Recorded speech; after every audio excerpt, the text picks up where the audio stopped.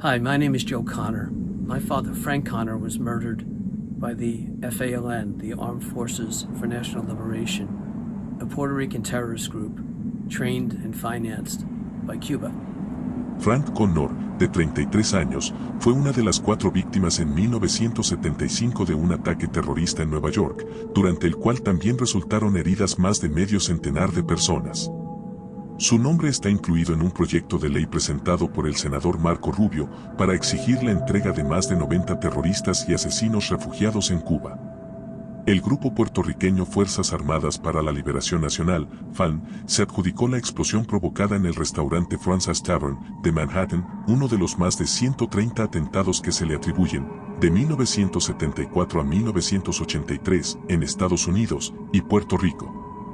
Aunque la organización abogaba por la independencia de Puerto Rico, realmente se le considera un grupo marxista apoyado y probablemente liderado por La Habana. Durante varios años William Guillermo Morales fue el principal fabricante de bombas de la organización y es considerado un hombre clave en el atentado del Francis Tavern. Fue capturado en julio de 1978, luego que se volara parte de la cara y 9 dedos de las manos, cuando explotó una bomba que estaba fabricando.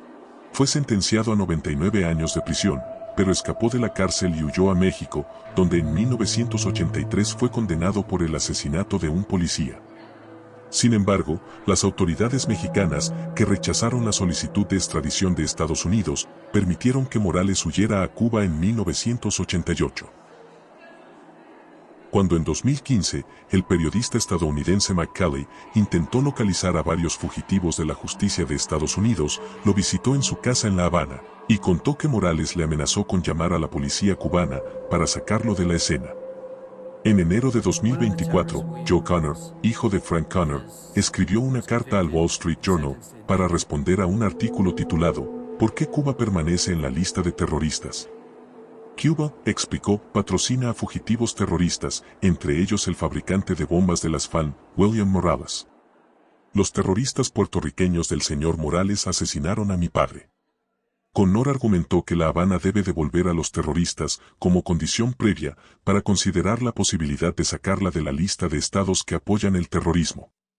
Y para hacer justicia a los asesinos. La familia de Connor lucha por la extradición de Morales durante décadas, pero el asesino sigue en Cuba, cuyo régimen, irónicamente, considera que es una injusticia su permanencia en la lista de países patrocinadores del terrorismo. En próximos videos mostraremos más casos de fugitivos de la justicia estadounidense que viven en Cuba, protegidos por el régimen de la isla.